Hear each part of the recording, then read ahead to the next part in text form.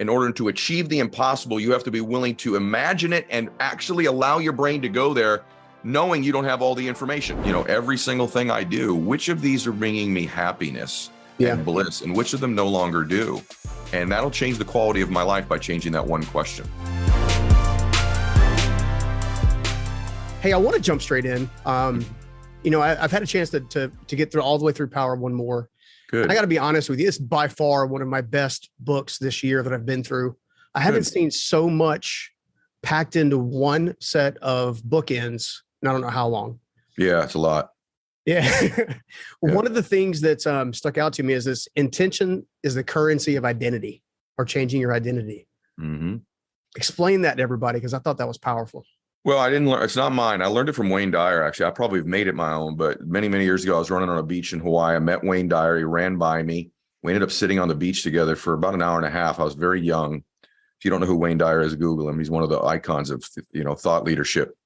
Anyway, when we were done, he goes, "Ed, you're going to change the world." And I don't know if he said that to a lot of people or not, but to me, it was incredible. Yeah. And he goes, "And you're just this big brain, the way you speak and make people feel things. And, you're a very talented man." And he goes, "But that's not why." Yeah. And I said, "Well," he goes, "and please never base your self-confidence on, or your identity on, your abilities or your achievements." I went, "Well, what the heck are you supposed to base it on then?" And he said, "In your case, your intentions. You have a warm, huge, beautiful heart, and you want to help people. And your intentions are so huge. They're so beautiful that's why you're going to change the world. Always focus on your intention. There's a power to intentions." He happened to be writing a book by that title at the time. Long story short, it was the first time someone had complimented me where I believed it. I've never believed I was that smart or that special or that talented, but I did know I had a good heart. And so since that day, for the most part, man, even preparing for something like this today, my confidence, my identity comes from my intention to serve, my intention to make a difference. So many people are chasing that tail of, once I'm achieving something, once I'm really great, then I'll have confidence. That's not where mine comes from. Mine comes from intention. And that's what I recommend in the book. Yeah, no, I love that. It's interesting to me. I was just thinking through that, we didn't get a chance because the event was so busy. Right. And we didn't get a chance to spend a lot of time together, but you and I have a lot of similarities in our backstories. You told me that, but I don't know what they are. Yeah. Yeah. So my father was an alcoholic for a number of years, and I watched him really struggle back and forth to try to get a handle on it. Mm-hmm. And, when I was thinking through the intentions, I remember him actually having a similar conversation that your dad had with you about, "I'm going to try one more time." Really? Wow. Yeah. And lo and behold, did it work? It did. Yeah. He's been sober for 35 plus years. Fantastic grandfather and the whole deal, man. Thank God. That's wonderful. Yeah. But the intention behind that intent behind going through by making that, an importance, right? Yeah. I think most of the things we do great in our life come from love. My dad got sober because he loved his family enough to try again. Your dad got sober enough because he loved you and loved your family enough to try again. Hopefully loved himself, but oftentimes, we have to find something we love. Obviously, it might not be us, but all great things are achieved through love. And that sounds corny with two dudes talking that lift weights and stuff, but the fact of the matter is it's true. And when I focus on who I love or what I love, that's much bigger than whatever the obstacle is in my way. And that's always given me the fuel and the energy to, persevere where maybe other people quit or gave in. Yeah. How much of that intention is cycles into self-sabotage? I mean, how do you mean? What do you mean by that? Well, to me, if you have a focused intention, you're intentionally choosing a direction, where self-sabotage appears to be a lot more subconscious. Mm-hmm. And well, self-sabotage comes from that internal identity that whatever you're about to go do, you don't believe you're worthy of, or even if you get it, you'll blow it. Like you've heard me talk many times about the thermostat analogy. It's in the book, but the truth is, if you don't get this internal thermostat, your identity high enough, no matter what you achieve, you're going to turn the air conditioners on in your life and cool it back down again to what you believe you're worth. I watch this all the time on my new show. I have a new TV show, what's going to be streaming, called Change, with Ed Mylett. And this woman, one of the guests on the show, was a woman. She gained 180 pounds, lost 90, gained it back, lost 90, gained it back. And I said, the challenge for you, Angie, is you believe you're a heavy woman who happens to have lost weight. Mm-hmm. And because that's the case, your identity as a heavy woman, you always get back there and turn the air conditioners back on. But what if the truth was you've always been a healthy, fit woman who had gained weight? And if we could switch that identity, now we won't sabotage ourselves again. Yes, sabotage is really the process of getting what we believe we're worth. Yeah. we're really getting what we believe we're worth. So we're trashing the current results of the current situation to get back to what our thermostat setting is. And that we call that sabotage, but it's just getting back to what we believe we're worth. Yeah. And at least for me, you know, we didn't get a chance to super connect just one-on-one, but, you know, part of my backstory is, you know, overcoming homelessness and some other things to kind of get where I'm at today. Mm-hmm. And it was something in the book that you mentioned I thought was pretty powerful. And it was a huge shift for me, which is one of the reasons I wanted to bring it up, which is this essence of operating out of history versus operating out of future. Yeah. You know, I kept telling myself I was the high school dropout because I had to pay the bills and help the family and all that kind of stuff. I kept telling myself for a number of years.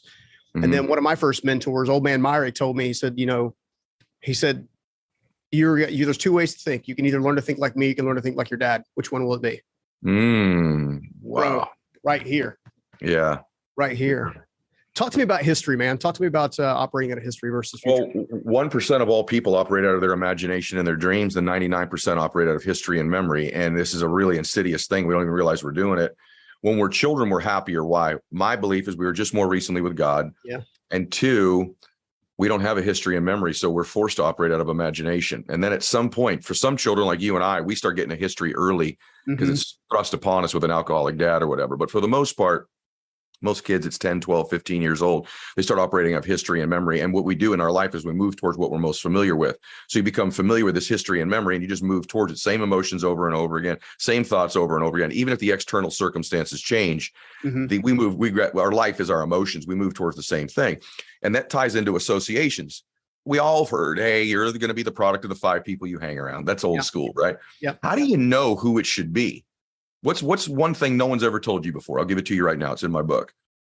If your peer group operates out of history and memory, they don't serve you like they should.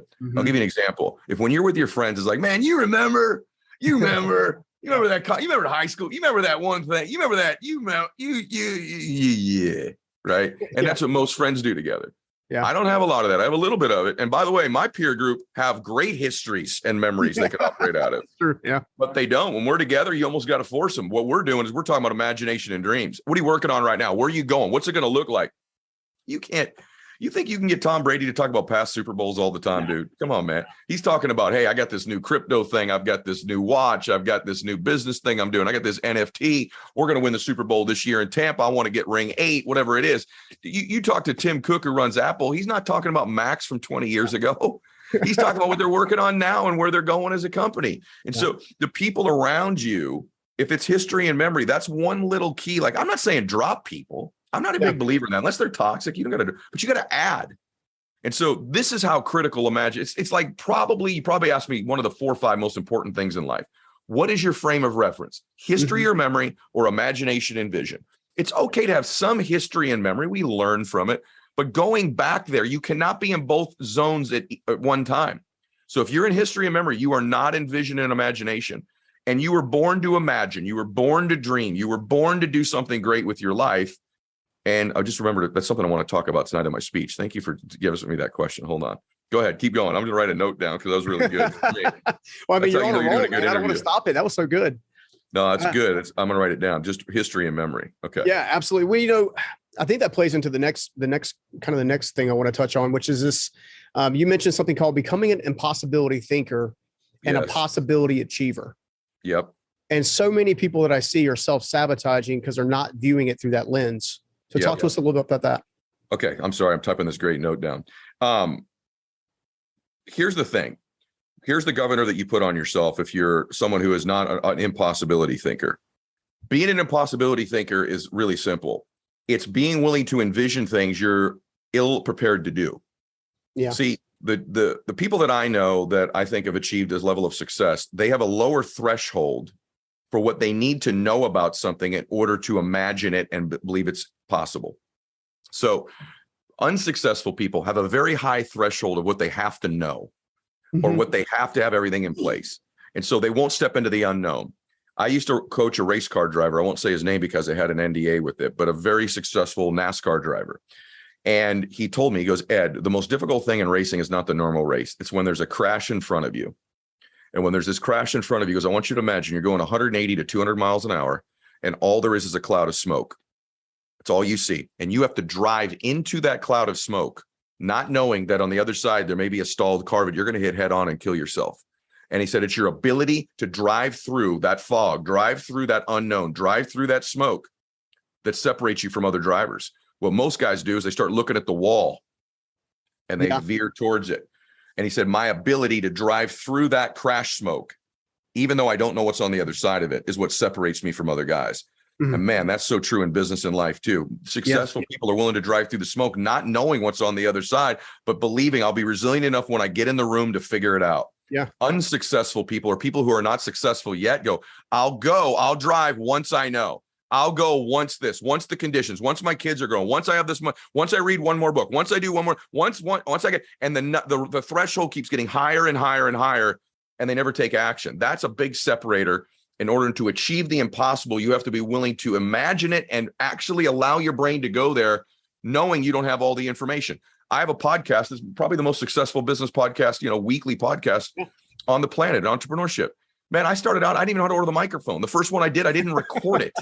I forgot to record it, right? Like my son was the editor. He was 16, but I was willing to get into the space, not knowing everything. I didn't know who the guest was going to be. Man, I didn't even know how you posted it once you recorded it. I remember Tony Robbins was like, hey man, you put that thing on the chip? I'm like, chip? He goes, in the recording device, dude, you have to have a microchip in there to record the show. And I'm like, shit. I didn't know that. I thought you just pressed record. He goes, what did you think you were recording it on? I'm like, the machine. Oh my gosh. So what if I would have thought about all I didn't know? I wouldn't have the #1 show in the world. Yeah. So you got to start to drive through the smoke. Yeah, no, gosh, that's so good. I was just thinking too, one of the things that you mentioned in the book is that goals are energy. I've never heard somebody actually phrase it that way. Yeah. There's lots of things on goal setting, make SMART goals. Let's do this. But then you said goals are energy. And I got to thinking about it. I'm like, anything that I intentionally went after with my full heart, with my full self, always manifested in some way, shape, or form. May not look exactly like I thought it was going to look. Or when you thought it would happen either. Oh, yeah, absolutely. Yeah, absolutely. Yeah. Talk to me about goals and energy, because I had never heard someone actually say it that way before. Well, goal is a thought. And a thought creates a space that didn't exist before you have it. And I'm not going to get really quantum on you, but it actually creates an energy field that didn't exist before you had it. So when you have a goal, it creates an energy around it. That goal now has a vibrational frequency. And the more you feed it and the more it vibrates faster, and you start to feed it and feed it and feed it, its energy level can get up to a point where it achieves itself. Yeah. And most people don't look at it that way, but that's exactly how it is. I'm a Christian. You are as well. But I also believe there's an energy field that just the Almighty created. Yeah. And so I believe goals have energy to them. Now, having said that, I don't think you get all your goals. And I say it in the book. I think you always get your standards, though. And that's why the next chapter is on standards. Goals without standards are empty. What I really focus on is what my standards are that can help deliver on the goals that I have. So the goal creates the energy. The standard creates the delivery mechanism. Jeez. Can I be transparent with you about something? Please. So as a Christian, I've been on the fence for probably 24 months, right? Because I'm meaning not with my faith, but with elements of how quantum and energy and stuff relate to my faith. I discovered Dispenza's work, a couple of years ago, probably when everybody else really started to, and I started to kind of go through some of his work, and it wasn't until you at Max Out Live where you actually stood up in front of everybody and said, look, I believe in Jesus, but I also believe in energy. And I believe this resonance and this vibration is real, that I actually felt okay. Yeah. Because I've been carrying that with me for so long, not sure. Because, you go to a traditional pastor kind of scenario and not everybody kind of gets it. Yep. And then you go too far new age, and then you kind of start losing a little bit of your faith. I've been walking this tightrope forever. Yeah, me too, brother. The new age is like your God, and I don't buy that at all. Yeah, I know me really well. By the way, no one's ever said that to me before, ever. And I have too. In fact, the chapter I wrote on faith and energy took longer than the rest of the book combined. And I really struggle with it because I wanted to honor my faith at the same time, be honest about it. Listen, this interview is going well. Why? There's an energy frequency happening here. Yeah. You always know when you're in a space.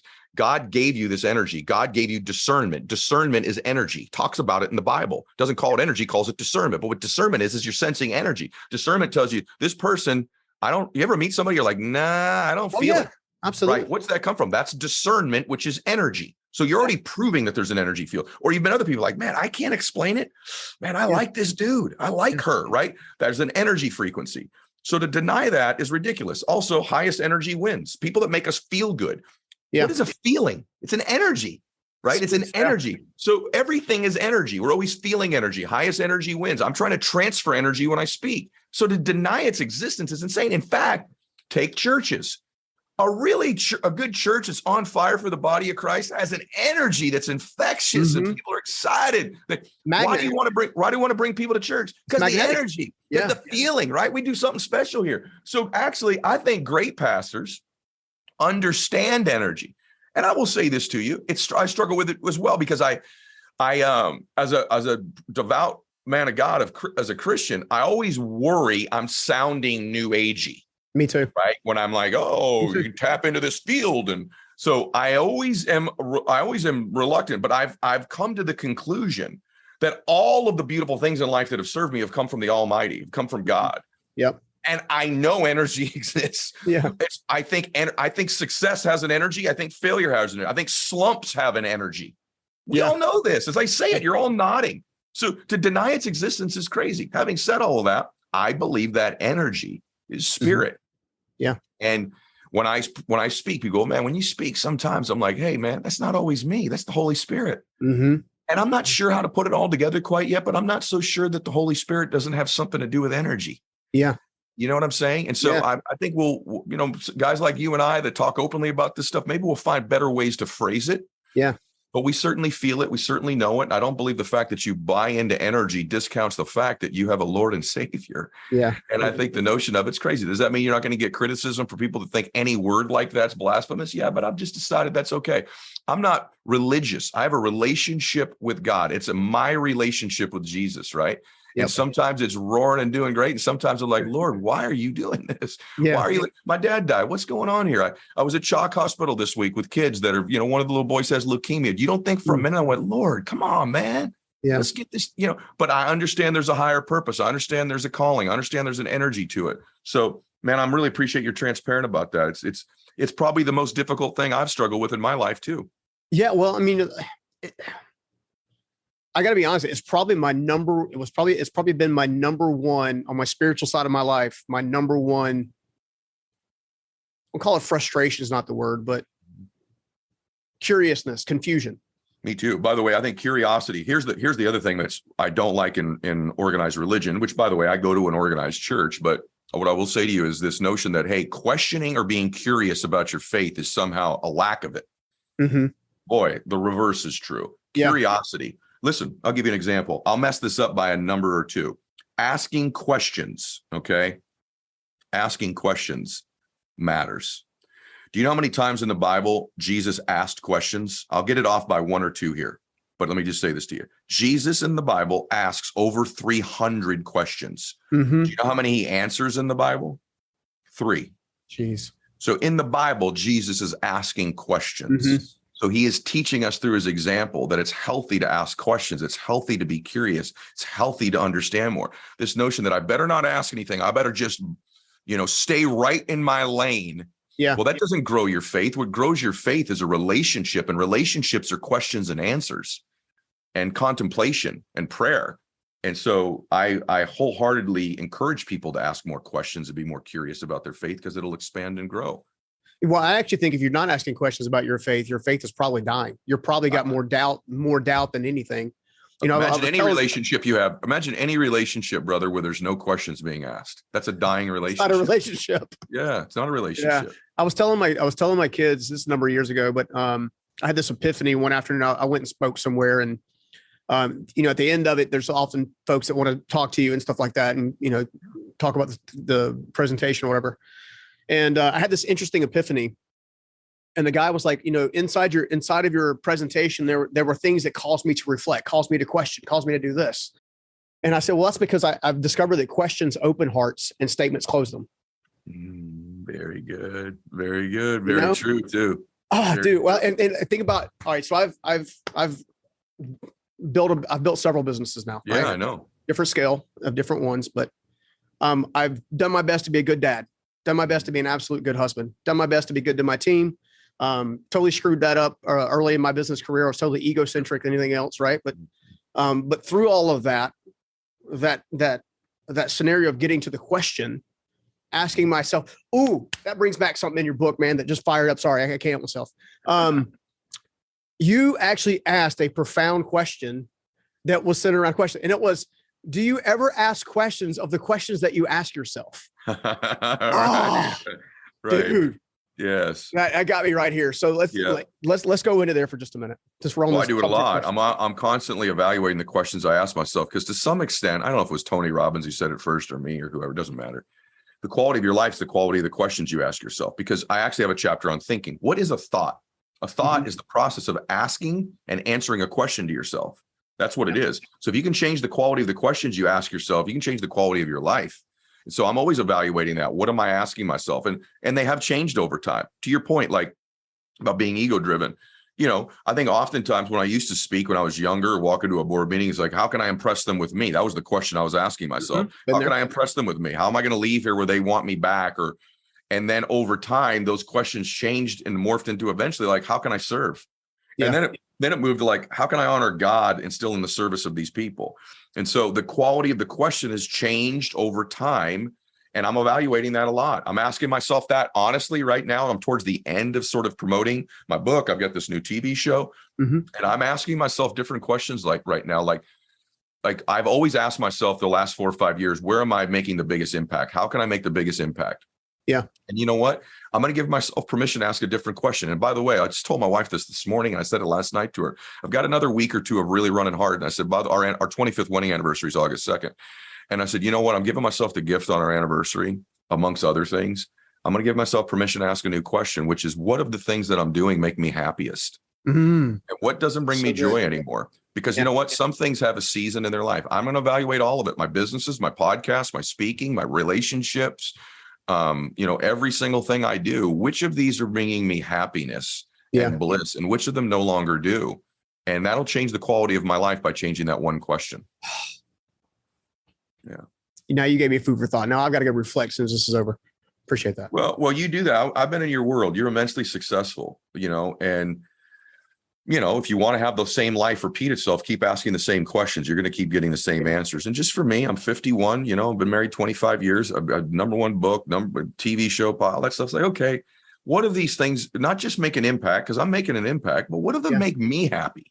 Maybe it's okay to ask about me finally at 51 years old. I've never really done that.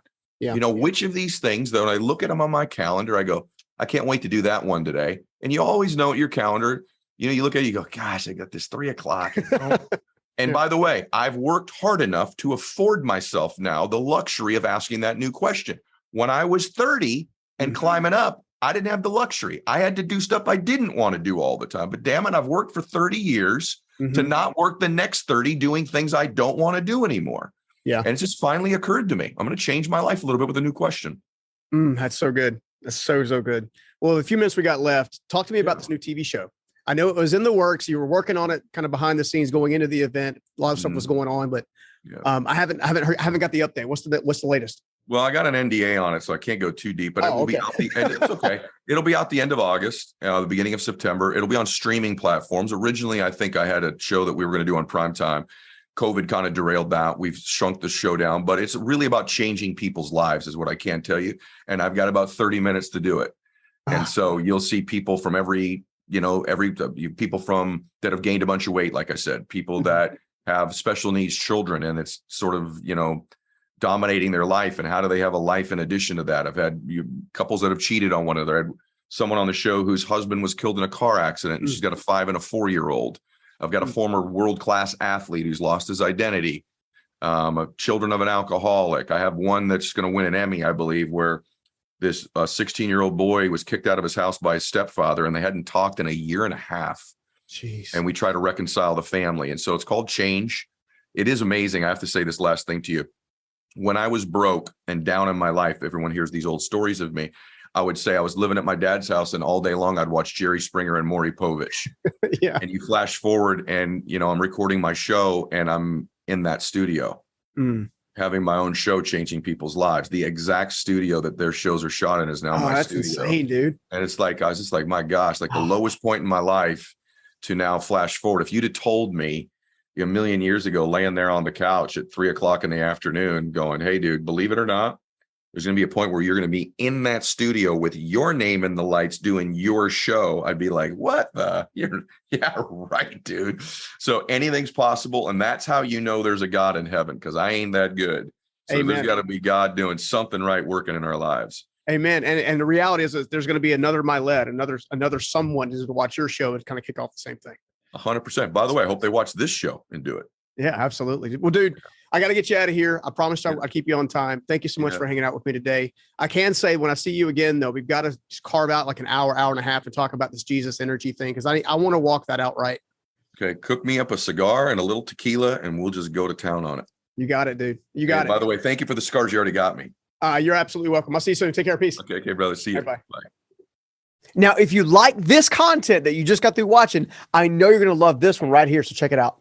Money, you don't need money. And that's why I did this show, to prove to people you do not need money. You do not need fame. You don't need stuff. But you do need a commitment, and you do need a strategy. And you're going to have some courage.